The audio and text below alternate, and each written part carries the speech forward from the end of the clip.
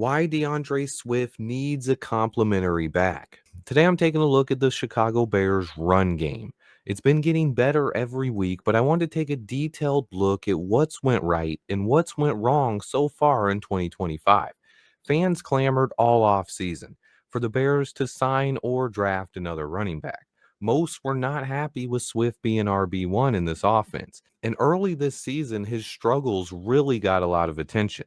But over the last 4 weeks, Swift has simply been one of the best running backs in football. And I wanted to dive into the analytics here and tell you guys the real story. I thought it was a perfect time to get this video out as Swift is not playing in tomorrow's game. So I want to talk about what to expect from the Bears rushing attack. Let's go ahead and get right into it. The Bears averaged just over 100 yards a game rushing for the first 4 weeks of this season. But since the bye week, this team is averaging nearly 200 yards a game on the ground. 183 plus the first 2 weeks, although that's dipped down to 155 after last week's game. What changed and how do the Bears continue having success on the ground going forward? To me, it's pretty simple. DeAndre Swift needs another back to complement him. Before the bye week, Swift was getting nearly all the carries on offense. But in order to best utilize his skill set, he needs to be paired with someone who can run between the tackles and allow him to be used in a role that suits his skill set much better. Here are the facts. Swift is simply one of the best running backs in the entire league when running outside of the tackles. But when it comes to running up the gut, between the tackles, he's one of the worst in the NFL. You see it with other running backs all over the league. They have one guy who excels at running between the tackles, a short yardage goal line type of back, and then you pair that with a guy who's better in the open field, better running outside the tackles in an open space. When you look at DeAndre Swift's analytics this season, he has the third most yards in the entire league when it comes to running outside of the tackles.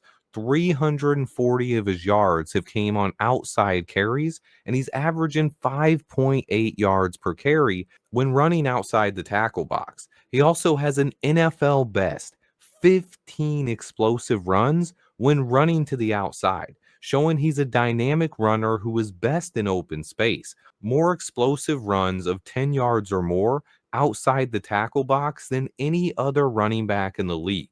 But a stark contrast here. When running him up the middle or between the tackle box, Swift is averaging just 2.6 yards per carry, and he doesn't have a single explosive run over 10 plus yards all season long. It's almost like a tale of two different running backs here.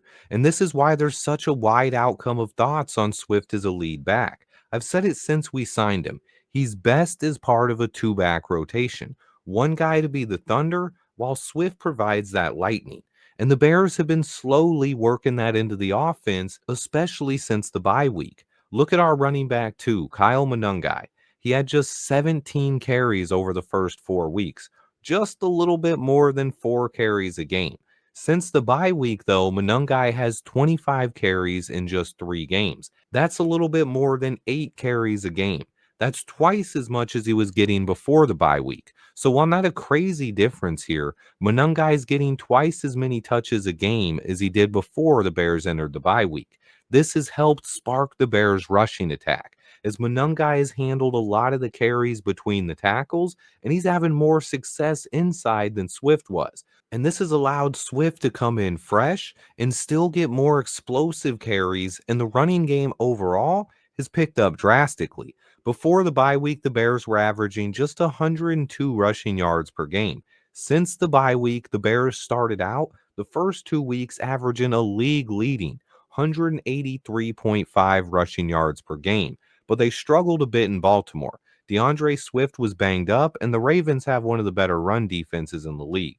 But still, since the bye week, the Bears are averaging over 155 plus yards on the ground a game, a significant difference to what they were doing early in the season. And the biggest difference here is Swift is getting more carries outside of the tackle box, and Kyle Monangai has taken over some of the work between the tackle. But Swift has also been nursing an injured groin the last few weeks, and this week he's going to get a game off to rest it up. So that means we're going to get to see a full workload from Kyle Monangai. further establishing himself as the RB2 in this offense and showing what he can do as a featured runner. I think the Bears' run game is best when Swift is healthy, and Ben Johnson can use a combination of the two. But I am excited to see what Kyle Monangai can do with more opportunities. But to me, it's pretty simple.